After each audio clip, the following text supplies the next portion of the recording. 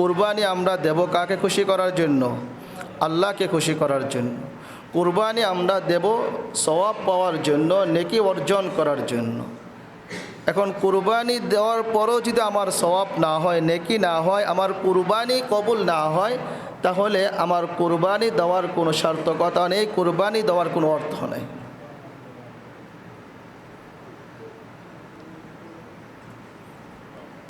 একটি আপনার বকরি, ভেড়া, দুম্বা এগুলোতে একজন ব্যক্তি কী করতে পারবে? শরীক হয়ে কোরবানি করতে পারবে।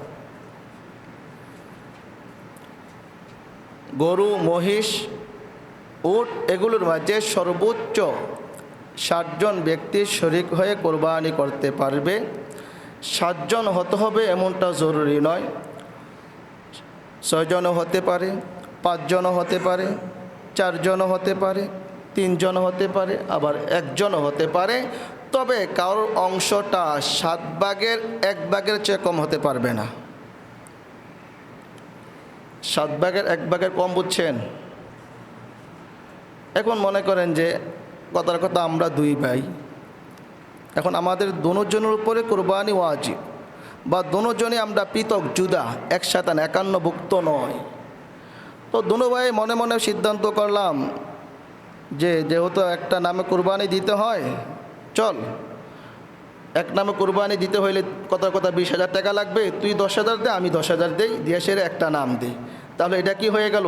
ওই 7 ভাগের 1 ভাগের চেয়ে কম হয়ে গেল। কারণ যে কোনো একটা ভাগ পরিপূর্ণ হতে হবে।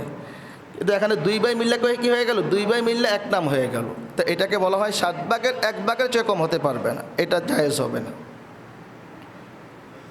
মৃত ব্যক্তির নামও কোরবানি হতে পারে।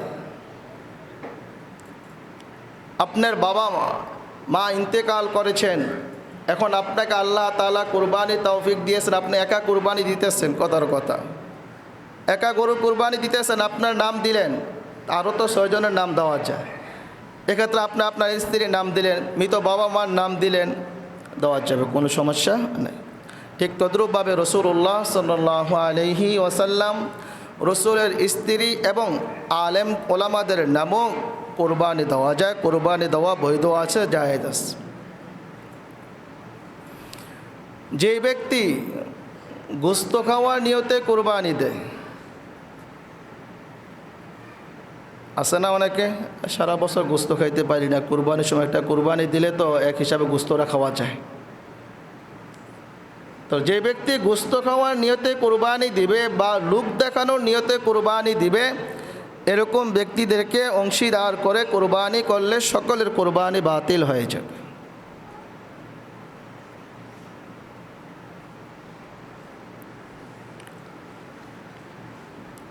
এক লোক কুরবানি পশু ক্রয় করেছে। কুরবানি পশু ক্রয় করার সময় তার শরীক রাখার নিয়ত ছিল না, ইরাদা ছিল না, ইচ্ছা ছিল না, কিন্তু পরে যদি সে শরীক নিতে চায়, গরিব হইলে পারবে না, অন্যতায় পারবে। এখন আপনারা বলতে পারেন গরিব হইলে পারবো না, এটা ব্যাপারটা কি? ধনী হইলে পারবো, গরিব হইলে পারবে না, ব্যাপারটা উল্টা হয়ে গেল না? বলতেছে গরিবের উপর তো কোরবানি ওয়াজিবই না, গরিবের উপরে কোরবানি ওয়াজিবই না।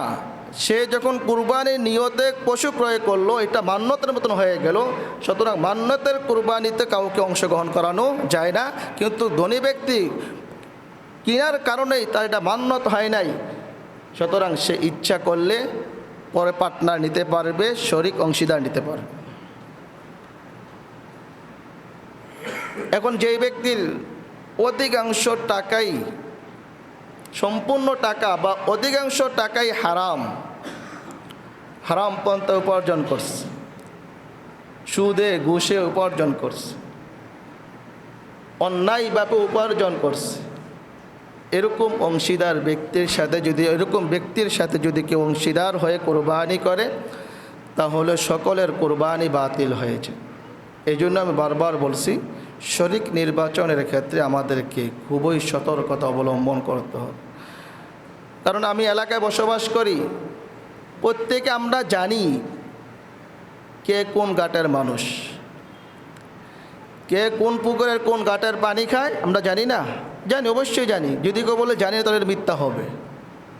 আমার এলাকায় কে সুদ খায়, কে ঘুষ খায়, কে টাকা লাগায়, অনেকে আমরা জানি। হয়তো কিছু হয়তো অসাধু আছে যাদেরকে সম্পর্কে আমরা অনুমান করতে পারি না বা অনুধাবন করতে পারি না বা আঁচ পাই না, কিন্তু ম্যাক্সিমাম লোকের ক্ষেত্রেই যারা এসবের কাছে জড়িত আমাদের জানা আছে যে তারা সুদ খায়, ঘুষ খায়, তাদের উপার্জন হারাম পন্থায়। সুতরাং এরকম ব্যক্তিকে আমাকে শরিক নিয়ে কুরবানি করার কোনো দরকার নেই। এরকম ব্যক্তিকে শরিক নিয়ে কুরবানি করা তো আমার কুরবানি বেতা যাবে, অযথা যাবে, কোনো ফজিলত পাওয়া যায় না, সওয়াব পাওয়া যাবে না, নেকি পাওয়া যাবে না। এর চেয়ে আমি প্রায় সময় বলে থাকি, আমি একটি খাসি কুরবানি করব। আমার কোনো দরকার নাই আমার 20,000, 30,000, 40,000 টাকা দিয়ে আমাকে আপনার কী করতে হবে, বা 1 লাখ টাকা দিয়ে 50,000 টাকা দিয়ে শরিক হয়ে বড় গরু কুরবানি করতে হবে, এমনটা জরুরি না। এমনটা আল্লাহ কোথাও বলে না, রসুল হাদিসে বলে না যে তুই 2 লাখ টাকাতে গরু কুরবানি কর, আরেকজনের 2 লাখ 4 লাখ টাকা কুরবানি কর, একজনের সুদি আর তুই ভালা। জি হ্যাঁ, আলহামদুলিল্লাহ আছে। সব জায়গায়, পৃথিবীর সব জায়গায় ভালো খারাপ মিলে আছে।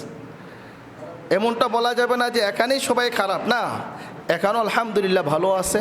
অন্য জায়গাও যেরকম খারাপ আছে ভালো আছে, অত্র এলাকা আলহামদুলিল্লাহ খারাপ ভালো আছে। সব জায়গায় পুরো পৃথিবীতে খারাপ ভালো মিলেই মানুষ।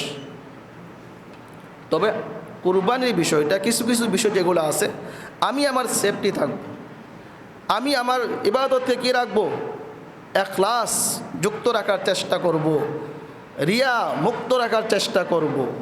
তাহলে আমার আপনার কুরবানি, বলতেছে কুরবানির পশুর রক্ত জমিনে পড়তে দেরি হবে তো আল্লাহর কাছে কবুল হইতে দেরি হবে না। সুবহানাল্লাহ।